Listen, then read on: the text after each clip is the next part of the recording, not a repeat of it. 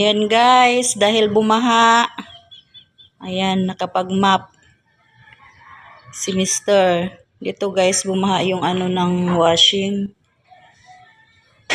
Natanggal yung hose sa likod.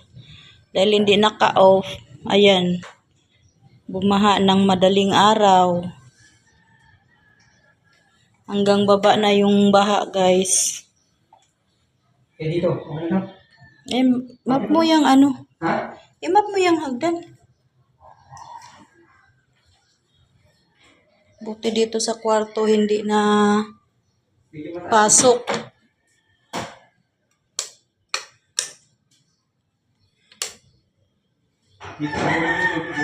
Hindi pumasok yung tubig sa mga kwarto.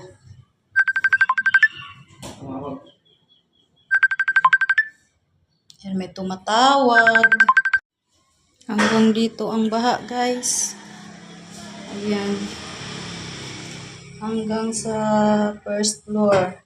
Grabe. Hanggang garahe na. Basta yung mga kwan ni Dodo mo.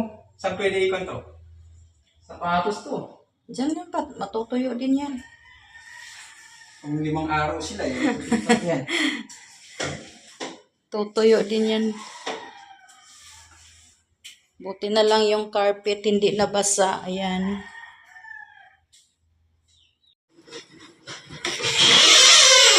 Buti na lang may kasama ako. Ayan. Si Mr. Okay na to? Ito, tasa ko na dito to?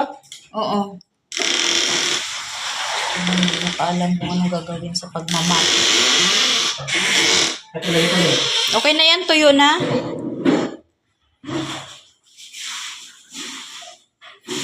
Malapit na matapos mag-map. Magwawalis na lang tayo guys.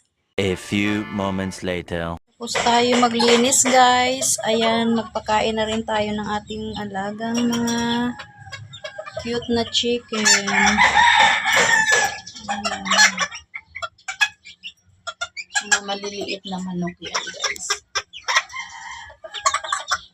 Meron din tayong pogo dyan. Ayan, mga cute. Nakapagdilig na rin tayo.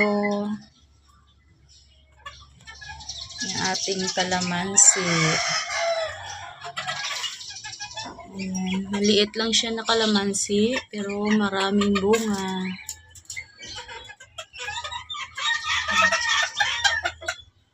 Markot na kalamansi yan guys. Ayan, may papaya din.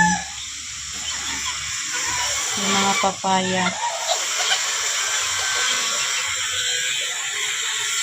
Ayan, thank you for watching guys. Tapos na tayo maglinis. Tayo ay magpapahinga naman ng konti.